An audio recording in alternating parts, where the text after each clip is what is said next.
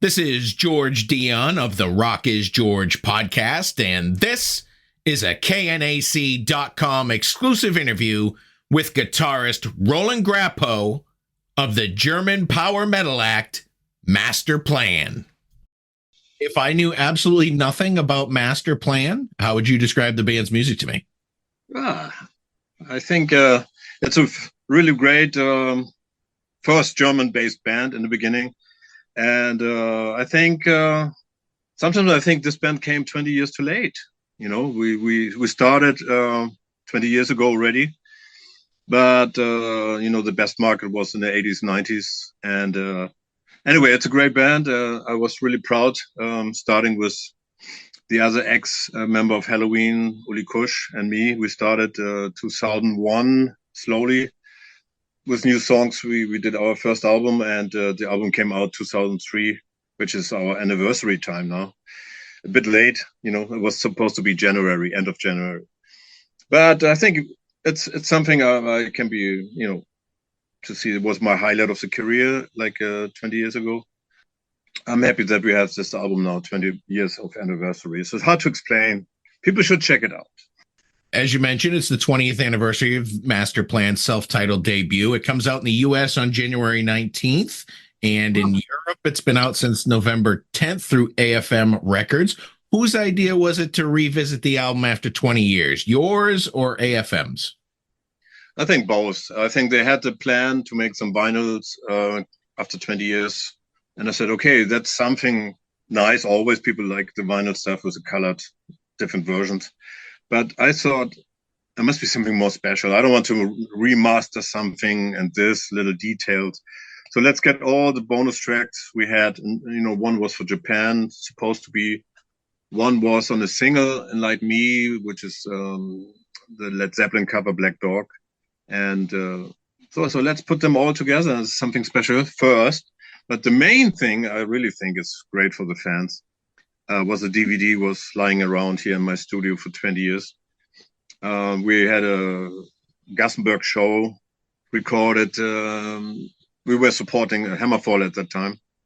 The video crew, which was filming Hammerfall, was asking us if we want to also be filmed. And so we said, yeah, it would be, but we don't have the budget, you know, at that time. And we called AFM Records 20 years ago. And they said, no, we're not interested now. It's too early. So the band decided, yes, let's do it. And we pay for it. And we took all our merchandise money from the tour and paid for the crew. And then we got the tapes and we hoped to release it after the second album. And of course, we did the second album, Aeronautics called. And but then the band went a bit, you know, the singer left and then later the drummer. And so I thought, now I have the tapes. I can't do anything with that anymore. The reason I thought to have an old lineup to show the people now doesn't make sense for the new lineup, you know. But for the anniversary situation, I thought this would be great idea to finally show the people how the band started. And I think we were really in good shape at that time and really enthusiastic. And also there's a lot of private filming, like extra part of after the concert. So I think that's really worth to show the fans finally after 20 years what's going on. It's an excellent performance. I had the chance to watch it. Plus, the video footage is actually pretty clear. Did you have to restore any of the footage? No, the backstage parts are different camera. Of course, it was a private digital camera, and my ex-brother-in-law was filming it. So we had 9 hours material for choosing something. I think we did 45 minutes. But the main concept was kind of professional camera. And we had 9 tapes, so 9 cameras were filming us. And last year I was converting it in Hamburg when I went to visit my family to a professional guy who works for TV station. And so I had to pay like something like 500 euro or something. And then finally I saw it first time. So before I had just a VHS, kind of the producer of this recording crew made a kind of rough mix, you know. So, and I had the audio material, so I had each instrument separate, and I could mix it last year, and I was really proud to finish the whole thing. Also, the video from the 9 cameras, I was editing the best part for my taste together. And my computer, I never did it before. It was fun. So let's go back to the formation of MasterPlan 20 years ago. You said you were working on the material with Uli while you were still in Halloween. Had you intended this to ever be a band on its own, or was this just going to be another Roland Grapow solo project as you had done in the past? Yeah, so I was thinking about a solo project, and I was talking on a tour bus at that Dark Ride tour with Halloween with Uli Kusch, and I was thinking, yeah, I would like to do, but not the same like before, like the neoclassical style, you know, so something more like, I didn't even know what, you know. But we had some material left, Uli and me, and Uli said, well, why we're not doing it together, not only under the name Roland Grapow, just something new. We searched for a singer who could sing, which we both like, which was supposed to be Russell Allen from Symphony X. And so there was just a solo album idea, not a new band or something. So, but I think the Halloween guys were not so amused, and they even we told them, and but we didn't hear any big reaction. And but after we were fired, we found out there was many reasons that they're not happy with us anymore. And I think that's been well documented, so we don't have to revisit all of that. That's been well documented over the years. Let's talk about how you found your singer for MasterPlan, JORN LANDE, who was kind of unknown at the time. Yeah, for us, he was really fresh, and we heard him the first time, I think it was June, July, at shortly before the end of the tour, 2001. And yeah, so we heard him. And Uli and I, we were at that time the only non-smoker. So we were in the front of the bus driving with a driver, of course, and the rest was in the back, like, steaming like hell. So I couldn't handle it. So that's why we were separate sitting there. And we had a lot of time, and we had a lot of promotional CDs from the record label. Each city gives us something, and we checked them all because we had a lot of time. And then the Arc album where Jorn was singing on, we were like, wow, who's this guy, So we kept him in mind, and we liked him, but he was not the first choice. Like I said, Russell Allen was already confirmed, and I was meeting him. But then we had this nonsense idea to say, but we need for our new band, we need our own singer. We don't want to have project feeling, And Russell said, but I can't leave Symphony X. And we said, okay, maybe we should find a different guy. And that's how it started, Then second idea was very clever to have another ex-member of Halloween, would be Michael Kiske. And he was at that time totally not into this metal scene anymore. He was talking, everybody knows. But he said, I can sing maybe one song with your future singer, or like a duet or something. Then we started thinking about Jorn. What about this guy? He's the most extreme, untypical power metal singer, I would say. He's like a great rock singer with a lot of different colors in his voice. And it took really 2 months to find him. It was really difficult. I contacted the record label in France, and he had some contacts. So I was finally, shortly before Christmas, we found him, and he came to Hamburg, checking our songs, and he loved it. And immediately we started working on it. And that's it, the story. JORN LANDE. The self-titled debut was co-produced by Judas Priest guitarist Andy Sneap. Was he brought in by yourself, or was that somebody that the label brought in? No, it was kind of, I was thinking, I really liked the production of the Dark Ride album very much with Roy Z. And of course, we didn't have any label at that time. There was no budget. That means I paid everything for this first album. I just took the risk. I said to Uli, this album should be really brilliant. If not, we are out of business, Also on this tour, I told you about the singer finding and listening to CDs. I found a CD which called, from the band, Kill to This. It's from England, and they're from England, and Andy Sneap was producing it. And I liked the guitar sound very much, and the sound. And then, by coincidence, on one of the last concerts with Halloween, we played in England on a festival with Creator. And the guy, Mille, the singer, main guy from Creator, was meeting Andy Sneap because he produced the next Creator album. So I saw the two guys talking, and I said, "Hey, are you Andy Sneap?" Yeah, I'm Andy Sneap. So then I made a joke, something stupid, talking to him, but we kept contact. And then when we were out of Halloween, I just immediately contacted him and asked him if he would produce the album in my studio in Hamburg. And he asked what kind of gear I have, and then he agreed, and everything started working. And he's such a nice guy. He also worked on the second album with us, and then we're still good friends. And I'm always going to Judas Priest, visiting him. You mentioned the album had to be brilliant or you guys were out of business. And I have to say, for all intents and purposes, everybody thinks this album is brilliant. Fans, critics, and the like, they all thought this was a near perfect or perfect album when it came out. You must have been a proud musician to have that reaction, considering the fact that one of the reasons you were dismissed from Halloween was creative differences. Yeah, it's strange. It was a lot of pressure first, but I thought also a couple of songs we wrote already before we were fired, and I think it was a mix of relaxing work, experience of the dark ride, which gave me a lot of inspiration and everything. You know, working with Roy Z, the new production kind of style, down-tuned guitars, and then we finished the album, and before even Jorn came. The drums were recorded, the bass and the rhythm guitars, and we felt already, wow, this is something magic here. We were smiling already. We felt this can be just worse when the singer comes, you know. And then we finished end of January 2002, or maybe February, and then I was searching for a record label slowly.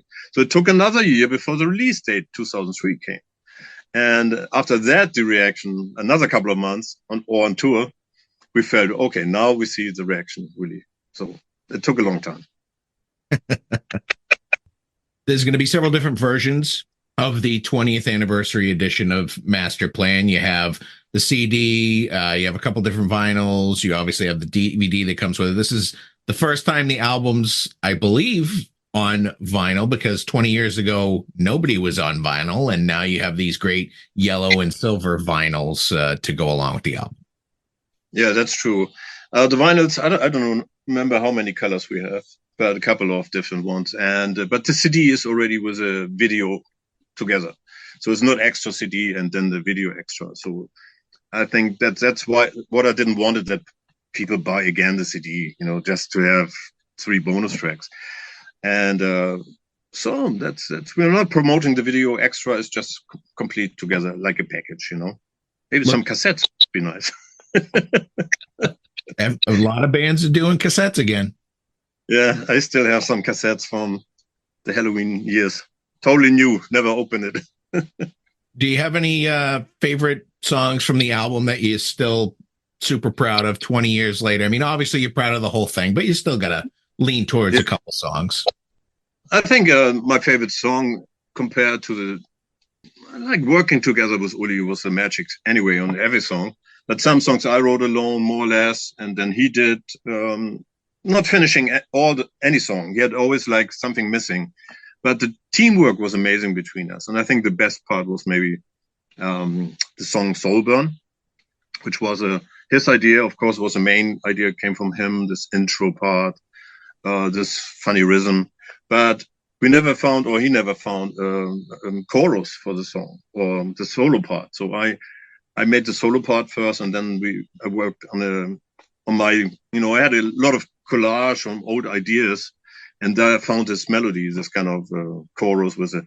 And the world is like a shiny diamond, and then we just put it together, and the magic was there. You know, it's so brilliant when you see, you know, some guy comes with this and the other, and just fits together. Not everybody has the same ideas. You know, maybe that was a kind of dream team at that time, you know. Now, both Jorn and Uli are gone from Masterplan. Have you kept in touch with them over the years? With Uli, was first we had a 2 years break. Nothing happens, but so the last 10 years we have contact like every month. We're writing here and there.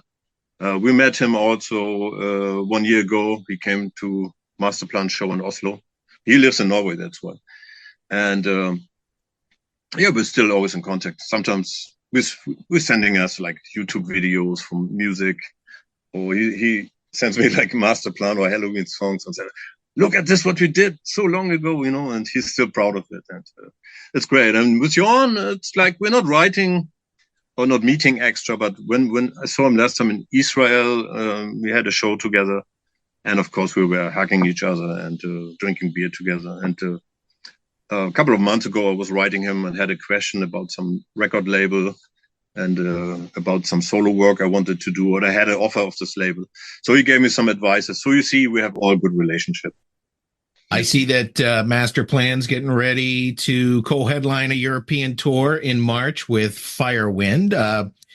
Who is in the current lineup of Masterplan?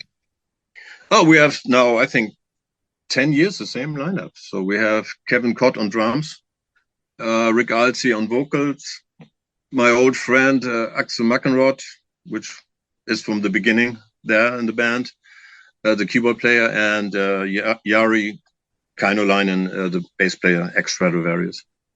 Are you going to be doing a set that kind of focuses on the self-titled debut with the current band, or are you going to do just like a best of Masterplan set list? I think it's the best of Masterplan, which of course we do it all the time, the last 10 years, but we want to change some songs in the set list that do not always play the same. And because we have so many good songs, but some are more complicated and it's not so much fun to play live, you know. Also, maybe we play one new song because now this week I'm mixing the first single for the next album, and it will come out end of January with a lyrics video. And second comes on the tour start, 1st of March. Should be a real video, the band video, and the album comes out in early summer, I hope, 24. Do you have a title for the new album yet? No. I have just the first song. We still have to write some lyrics. So everything is recorded. Everything is 90% mixed, but the vocals some of the songs are missing. And the first song called Rise Again. So, but the album title, maybe I was thinking about Metamorphose or something, you know, but it's maybe too early to mention. Oh, well, there's an unwritten code in heavy metal that you can't mention the album title until the label says so. Yeah, exactly. You know, maybe they don't like my idea and then they change it. And then I told you already. So. Does Masterplan have any aspirations to tour the US? Yeah, it's a difficult. There's a big wish of everybody in the band, but the budget is always, you know, I think we would play just small clubs and everything. And it's hard for us, you know. It would be great to make a support slot for some great band, but so far we don't have any offer. And yeah, we played just Prog Power Festival in Atlanta, I don't know, 4 or 5 years ago, or 6. And then the Florida cruise, you know, 70,000 tons we did once. But yeah, last time in America is a long time for me, you know. Once was Halloween in I don't even know when, 98, one show in New York. And my first tour ever was in America with Halloween, you know, like I forgot the name, was Anthrax and Exodus, the tour together. With FIREWIND, have you and GUS G met before? Are you guys friends, or is it the first time that you'll be getting to know each other on this European tour? No, we were friends a long time. He was on the same tour, which we recorded the video for the anniversary. So he was on Dream Evil at that time. And they also supported the Hammerfall tour. So they played always before us, half of the tour. And the other half was Nostradamus, another Swedish band, I guess. And no, I knew him. He was very young at that time, beginning of 20s. And we were sitting in a tour bus. He told me, I don't remember that.